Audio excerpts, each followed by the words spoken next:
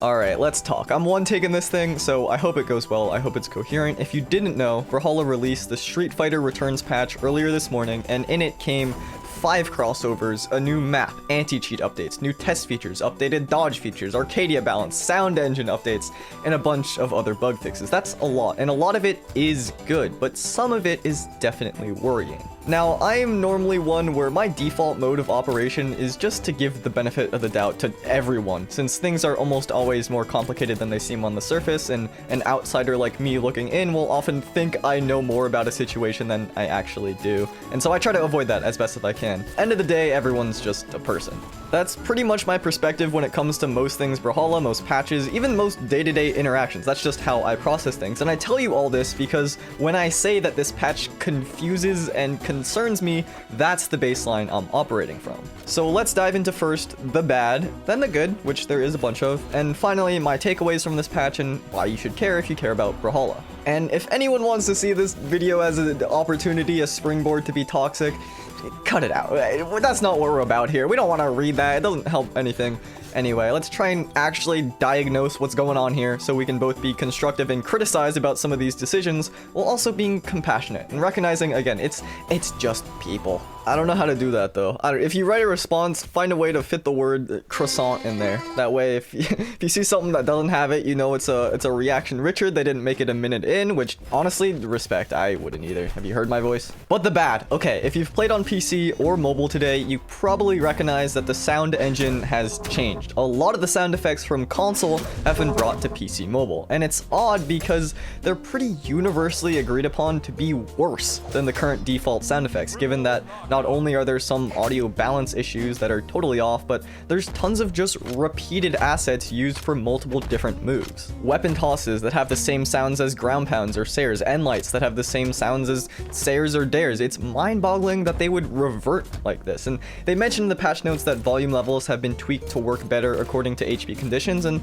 I'll give credit where it's due, and that's been good. They also say that this engine will be fine-tuned as patches progress, but look, regardless, I think this is a big deal for a few reasons. Number one is clarity. Having repeated sound effects for vastly different moves is not just underwhelming as a listener, but it's confusing as a player, especially in gameplay modes where sound is such a critical source of information when your visual attention is elsewhere, say in 2v2. If your partner is getting edge-guarded, processing exactly how and calculating your opponent's options based on that, it's so important, but having overlapping audio input with conflicting information is an issue. Let's say they're using hammer and they do a weapon toss, and it sounds like an unarmed sayer, and then you jump down there, they JK, they have hammer, you get gimped. That's actually probably your misplay, but you get what I'm saying. It's just a confusing change, and that goes into number two, which is why? Sounds are so critical to fighting games, more than almost every single genre out there. They're one of the fundamental building blocks of the game's design, since communicating info quickly is necessary for responsive fighting gameplay. So to make a large change like this to the live game well into its life cycle is very, very odd. This is something that BMG has done a great job with in the past and the present with this dodge tweaks and community feedback. I'll actually talk about that when I tackle the good of this patch later, but it makes it all the more strange that this was launched out of nowhere. It brings up that question of why is this being done in the first place? I'm sure there's a good reason for it. Maybe they want sound effects across platforms to be consistent, and hey look, I'm all for that, but then why not use the more robust default PC one that was originally developed and then apply that one to the consoles? And maybe that's not possible because of engine limitations, or maybe that's actually the direction they wanted to go with, and since console is newer than PC, these console sound effects should be brought over. I don't know, maybe it's something that's been in the back burner for a while, but that's sort of the point, is I don't know, you don't know, we don't know, and I think it would be much more understandable of a change if the reasoning behind it was communicated more clearly, as opposed to just improving Brawlhalla on all platforms, because I don't really know what that means. I'm gonna hope that this improves and that our feedback can be taken into account, because sounds in fighting games are crazy important, but for now I'm really not a fan of these changes, for whatever that's worth. That's the big thing this patch, the sound changes and the lack of communication about them. But there's a handful of others as well. Crossover animations and audio cues are kind of questionable. Luke's gauntlet side sig, for example, that aura that Cross creates, it's really important for clarity, and even Hellboy's got it for a past crossover example. It's odd that Luke doesn't. Hitboxing for it, I think people are probably going to talk about that too. I think that's less of an issue since the punch happens so rapidly, but it's one of those things that while it's not the worst thing in the world, that hitbox, it's a strange thing to not have match. I don't know how animation development goes. It's probably hell, but this has been a concern for a while, and it's with the other crossovers as well. Another change is that if you don't have anti-cheat turned on, you can't play in ranked or tournament lobbies. That, I think, is a good change on paper. I can understand it. They say it's confirmed to have no negative effect on performance like it did in the past, so we'll see, fingers crossed on that, but I still can't say I'm fully on board with this either, since native Special K, or frame fix as it's called, it still feels very early on in development, kind of a beta version, and in my opinion, easy anti-cheat is directly tied to frame fix, since part of why it was developed was for programs like the original Special K. So to push one out without updates to the other, it seems off to me. I hope this doesn't mean that they're stopping development on frame fix. I don't think they are, but I don't know. It's another odd one to me. The good side though is that easy anti-cheat will know if you're just changing some client-side visual mods like map background changes. I think that's nice. Map backgrounds can sometimes give you a lot of issues. It gives me personally a lot of issues. I think that's great. Another thing is the test feature where your character model will no longer be grayed out tinted when you're out of jumps, since there's sweat beads now is the reasoning, and I am personally not a fan of this at all. I think being out of jumps and being out of all options is a very, very different game state, and sweat beads appear when you're out of everything, including dodge, not when you're just out of jumps. And maybe this is being proposed because it was confusing to have both. New players maybe had conflicting information presented to them. Without direct confirmation though, I have no idea. I think if that is the issue, the solution is not to remove it entirely, but to have some kind of tutorial where it teaches that info, since in my opinion, it's a great minimalist way to communicate on the fly. I think taking away this information is a mistake. I can't say I'm on board. I hope it doesn't make it through. I'm glad it's in test features and not in the live game, but I don't like this one. Now, moving on to the next test feature addition, I think a lot of people will probably poke fun at this. I actually don't have any problem with it. We can move on to the good things of this patch. It's something called out of jump recovery, and all it does, I hit my mic, is if you're completely out of jumps, but you still have a recovery left, you can just use that final recovery with your jump key if you want. It's a little bit janky.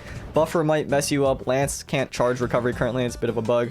I probably also won't use it at all, but I still think it's a good feature because it's optional. If you want to use it, turn it on, and if you don't, you don't have to. More accessibility options, in my opinion, is almost always a good thing. There's a point where it can go overboard, but this is totally fine. It probably helps new players live a little bit longer and understand their options a little better, something a tutorial could also help with, but this one doesn't get in the way of existing mechanics because you can just turn it off, so this is great. Next is the updated test feature with dodge. Now, instead of a 2.16 second universal cooldown, it's 2 seconds. And if you dodge starting from the ground, or if you chase dodge, it's 1 second. This is something that I think most of the people playing with the dodge changes have been asking for, so I think it's great that BMG is responding accordingly. Chase dodges having a max cooldown just meant it wasn't really worth going for it, and that tuned down aggression, which I think these changes are seeking to actually buff. You also can't reset to a grounded cooldown by starting from the air and going into the ground with this either, which still retains that original vision of this new dodge. The only thing is that if this specific timing window of 2 and 1 seconds are good, but that's for us to test out from here on out. Overall, I think these changes are great, a perfect thing to have as a test feature since it still needs to be fine-tuned, but it looks like they're going in the right direction and the direction that most people seem to agree with. No complaints there. There's also some ranked updates. Max queue time for when there's a low number of people online has been reduced. That's great. And average queue time for very high or very low ranked players has also been reduced. That's also great. There's some Arcadia changes. Spear Enzig has been nerfed pretty significantly, which is well needed. We all knew that move was bonkers. And Side Sig on Spear also got a bit of a force reduction. Nothing to complain about there. Makes complete sense. It travels a big portion of the stage. If you're close to the kill box, it's going to kill in like yellow or orange, so reducing that makes sense. And of course, we've got the Street Fighter stuff. The new map is always cool, and crossovers for all their issues. What can I say? I've got 8 brain, okay? Even though they're cosmetic, I can't tell you it doesn't make me piss myself a little bit, alright? I've been talking about it in my Discord since it's been announced. It's cool.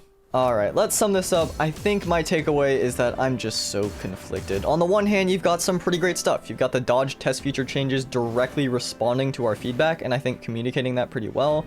Bug fixes are always welcome. I didn't even mention those. The user experience changes to ranked are great. Taros isn't in the weekly legend rotation, but on the other hand, I don't understand some of the motivations of these other changes. Why remove audio clarity without prior announcement with the sound engine tweaks? And why remove visual clarity with proposing to take away the tint or the graying out in test features? I don't know. I hate to be the what about guy, because again, I don't know what goes on in development behind the scenes, any of that. I don't. It's definitely way harder than I can imagine, and sound engine tweaks might be completely separate from other areas, so if I'm saying some dumb garbage, that's on me. You're waiting for a but. Don't take that out of context. But it just seems strange that there's a focus on this thing, which I don't think most people saw an issue with at all, and not on some of the bigger, more important, I'd argue, things like new player experience. That's something we've talked about as a community. I know I've had long, in-depth discussions with a bunch of people about this for years. I saw Boomy recently. He flew out across the country. We hiked up a mountain. We sat in a beautiful green field at the top of it. And then we talked about Brawlhalla new player experience for like 2 hours. You see what I'm saying? It's not that I'm complaining just to complain, although I'm fully aware it might sound like that, and that's totally fair. But I care about this game, this community. I really do. I've been playing since prize pools were a salt pond for winning the biggest tournaments in the scene, and I don't like making commentaries like this. It makes me feel icky, and at the same time I feel like I should, because this is the first patch in recent memory that makes the game worse, I'd argue. People might point to balance patches that they disagree with or were not great, and I think that's more arguable, but these are features that are pretty central to the competitiveness of the game, or just the listening experience of the game, and I'm aware that this is definitely making a stink out of something that isn't massive, but it still is important. And I think what's more concerning is the lack of communication. I don't think we're entitled to anything, any information, but devs and players is a symbiotic relationship of sorts, and being able to have an opportunity to give feedback before big things like this are altered,